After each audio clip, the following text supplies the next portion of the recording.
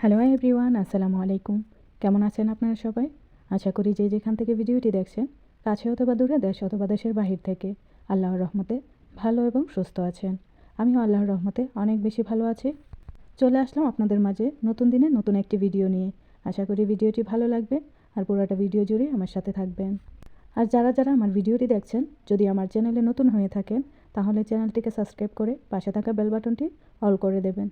তাহলে আমার সব ভিডিও নোটিফিকেশন সবার আগে আপনাদের কাছে পৌঁছে যাবে। আর যারা অলরেডি এই কাজটা করেছেন, তাদেরকে জানাই অসংখ্য ধন্যবাদ। সবার আগে বলুন, বাংলাদেশের ঠান্ডার কী অবস্থা? সৌদি আরবে তো প্রচুর পরিমাণে ঠান্ডা পড়েছে। 2 দিন ধরে অনেক বেশি ঠান্ডা, সাথে বৃষ্টি হচ্ছে। আর আমরা যারা বাঙালি, আমরা কিন্তু ঠান্ডা মোটামুটি সহ্য করতে পারি। সৌদিয়ানরা এমন একটা অবস্থা করে, বিশ্বাস করবেন না। একটু ঠান্ডা হলে মনে হয় যে ওনাদের বরফ পড়তেছে।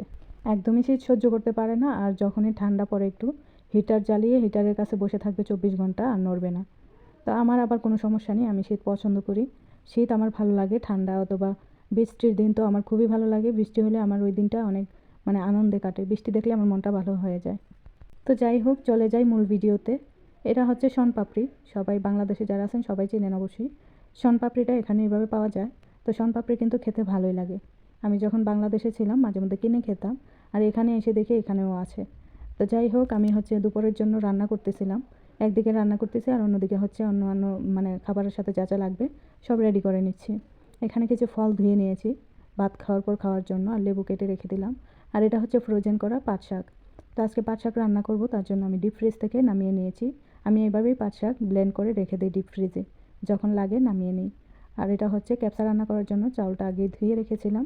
আর এখন মুরগির মাংসটা সেদ্ধ হয়ে গেছে। আমি চুলাটা অফ করে দিয়েছি। কিছুক্ষণ রেখে তারপর প্রেশার কুকারের হাওয়াটা আমি বের করে নেব। তারপর মুরগির মাংসটা উঠিয়ে আমি চাউলটা দিয়ে দেব। প্রেশার কুকারের কথা বলতে গিয়ে একটা কথা মনে পড়ে গেল আমার। আমাদের পরিচিত একজন লোক, উনি প্রেশার কুকারে প্রথম রান্না করতে গিয়েছিলেন। এর আগে কখনো রান্না করেননি প্রেশার কুকারে। তো উনি প্রথম, এই জন্য প্রেশার কুকারটা চুলাটা অফ করে সাথে সাথে ঢাকনাটা খুলে ফেলছিল। এমন অবস্থা হয়েছে, ওনার একটুর জন্য বেঁচে গেছে বড় একটা দুর্ঘটনার হাত থেকে।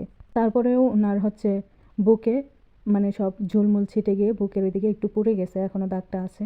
তো যারা যারা প্রথম প্রেশার কুকারে রান্না করবেন, একটু সতর্ক থাকবেন। প্রেশার কুকার খুবই ভালো একটা জিনিস, আবার খুবই খারাপ। প্রেশার কুকার দিয়ে কিন্তু বড় অ্যাক্সিডেন্টও হতে পারে। প্রেশার কুকারটা যারা যারা রান্না করেন প্রথমেই অফ করে দেবেন চুলাটা। তারপর হাওয়াটা বের করে নেবেন। হাওয়া বের হওয়ার আগ পর্যন্ত চুলাটা একদমই খুলবেন না, ঢাকনাটা একদমই খুলবেন না। একদম যখন হাওয়া সব বের হয়ে যাবে, তখন ঢাকনাটা খুলবেন। তো যাই হোক, আমি একজনের জন্য নাস্তা বানিয়েছিলাম, ওনার জন্য রুটি নিয়ে আসছিলাম ডিপ ফ্রিজ থেকে। তো এগুলো বেঁচে গিয়েছে, বাইরে রাখলে নষ্ট হয়ে যাবে, তার জন্য আমি ডিপ ফ্রিজে রেখে দেবো। আর এটা আমাদের একটা আলাদা একটা কিচেন। এটার ভিতরে সব ধরনের ফ্রিজ, তারপরে অন্যান্য জিনিসপত্র যেগুলো রেগুলার লাগে না, এগুলো এখানে রাখি। তো ফ্রিজারে এখানে মাংস টাংস রাখা হয়। তো বাহিরের অবস্থাটা দেখুন, বৃষ্টি বৃষ্টি ভাব, হালকা বৃষ্টি হয়েছিল। আমার তো একদমই যখন জোরে বৃষ্টি নামে, অনেক বেশি শব্দ হয়, ওই ধরনের বৃষ্টি দেখতে, ওই রকম বৃষ্টি দেখতে খুব ভালো লাগে। তো রুটিটা রেখে আমি চলে আসছি কিচেনে, রান্না করতেছি। আর বাইরে বেশি ঠান্ডা, এই জন্য দেরি করিনি, চলে আসলাম। আর এদিকে রান্না চলতেছে। আমি আজকে পাট শাক রান্না করতেছিলাম। তো পাট শাকটা হয়ে গেছে, এখন আমি রসুন দিয়ে বাগার দিয়ে দেবো। এই পাট শাকটা খুবই ভালো লাগে আমার। আর এই পাট শাকটা রান্না করতে হলে বেশি করে রসুন দেওয়া লাগে। তো আমি সবসময় 2-3টা করে রসুন দিই। আজকে একটাই রসুন দিয়েছি, কারণ বাসার মুরব্বি রসুন বেশি একটা পছন্দ করেন না। তার জন্য বড় সাইজের একটা রসুন কুচি করে নিয়ে আমি এখন বাগার দিয়ে দেবো পাট শাকে। আজকের এই ভিডিওটা আমি কয়বার যে এডিট করতে এসে আবার চলে গেছি, বলে বোঝানো যাবে না। যখনই বসি ভয়েস দেওয়ার জন্য, তখন আপনাদের ভাইয়া কল দেয়। তো ওর সাথে কথা বলে রেখে দিই, আবার বাড়ি থেকে কল দেয়। এমন একটা অবস্থা হয়েছিল, 3-4বার ভয়েস দিতে এসেও দিতে পারিনি। তারপরে এখন রাতের কয়টা বাজে, 10টা 29 মিনিট বাজে এখন, সৌদি আরব টাইম। তো রাতে খাওয়া দাওয়া শেষ করে যখন রুমে চলে আসছি, তখন আমি আপনাদের ভাইয়ের সাথেও কথা বলতেছিলাম। ওকে বললাম যে এখন একটু রেখে দিই, পরে কল দিব। এখন আমি ভয়েসটা দিচ্ছি। তো এই আর কি, এখন রান্নাটাও হয়ে গেছে। তো আমাদের বাসায় আবার 2টার আগে খাওয়া হয় না। দুপুর 2টা বাজলে সবাই চলে আসবে খাওয়ার জন্য। সবাই বলতে 2জন মুরব্বি। তো মুরব্বি 2টা বাজে, বরাবর 2টা বাজে চলে আসে। আর টাইম টু টাইম খাওয়া হয়, এই জিনিসটা খুব ভালো লাগে আমার। প্রতিদিন 2টার ভেতর খাওয়া দাওয়া করে ফেলে, তাহলে একটু দুপুরে ঘুমানো যায়। তাড়াতাড়ি খেয়ে ফেললে দুপুরের ঘুমের টাইমটা একটু লং টাইম পাওয়া যায়। আর যেদিন দেরি হয়ে যায়, ঘুমাইতে গেলে মনে হয় যে ঘুমানোর সাথে সাথেই 5টা বেজে যায়। তো আবার মাগরিবের সময় উঠে চা কফি বানাতে হয়, নামাজ পড়তে হয়। এই জন্য ঘুমটা তাড়াতাড়ি উঠে যেতে হয়। তো আমি খাবার বেড়ে মুরব্বিদের দিয়ে আসছি, আর আমার জন্য এখন বেড়ে নিচ্ছি। এই পাট শাকটা ক্যাপসা দিয়ে খেতে খুবই ভালো লাগে। এটা হচ্ছে সৌদি আরবের খুবই ফেমাস একটি খাবার। এই পাট শাকটা সৌদিয়ানরা ক্যাপসা দিয়ে খেতে খুবই পছন্দ করে। এই দেশের হোটেলগুলোতেও পাওয়া যায় এই পাট শাকটা। তো যখনই ওনারা হোটেল থেকে এই খাবারটা অর্ডার করবে, ক্যাপসা বলেন আর মেহেন্দি বলেন বুখারি বলেন, পাট শাক সাথে অবশ্যই অর্ডার করেন। হোটেলেরটা যদিও আমার কাছে ভালো লাগে না, বাসায় বানানোটাই ভালো লাগে। হোটেলেরটা একদম পাতলা করে ফেলে, শাক থাকে কম, পানি থাকে বেশি। আর আমার সবসময় নিজের হাতে রান্নাই ভালো লাগে। নিজে যেটা রান্না করি নিঃসন্দেহে খাওয়া যায়। আমার মনে হয় হোটেল থেকে যেটা নিয়ে আসে ওইটাতে পাট শাকের সাথে অন্য কিছু মিশানো থাকে। কারণ পাট শাকটা যখন আমরা শুধু পাট শাক রান্না করি তখন কিন্তু অনেক বেশি আঁটালো হয়, পিছলা পিছলা হয়। আর যেটা হোটেল থেকে কিনে আনে আমার মনে হয় এটাতে পাট শাক নাকি অন্য শাক বোঝাই যায় না, একদম আঠালো জিনিসটা নাই। আর ফ্লেভারটাও, যে পাট শাকের একটা ফ্লেভার আছে না, ওইটাও বেশি একটা নাই। এই জন্য আমার বাসায় বানানোটাই ভালো লাগে। তো আমার বাসার মুরব্বি আবার আমার হাতের এই পাট শাকটা খুব বেশি পছন্দ করে, মাঝে মধ্যেই নিয়ে আসে, কখনো পাট শাক ছাড়া থাকে না। তো একজন পিচ্চি আসছিল আমার সাথে কথা বলতেছে দাঁড়িয়ে দাঁড়িয়ে।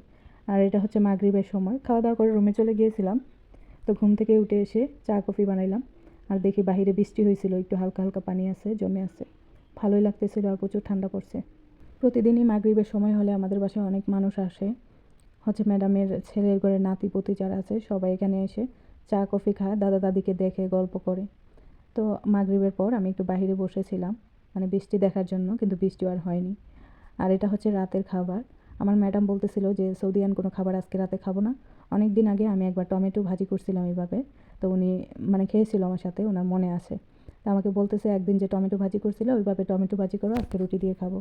তো আমিও ভাজি করলাম, এইভাবে ভাজি করলে না অনেক ভালো লাগে।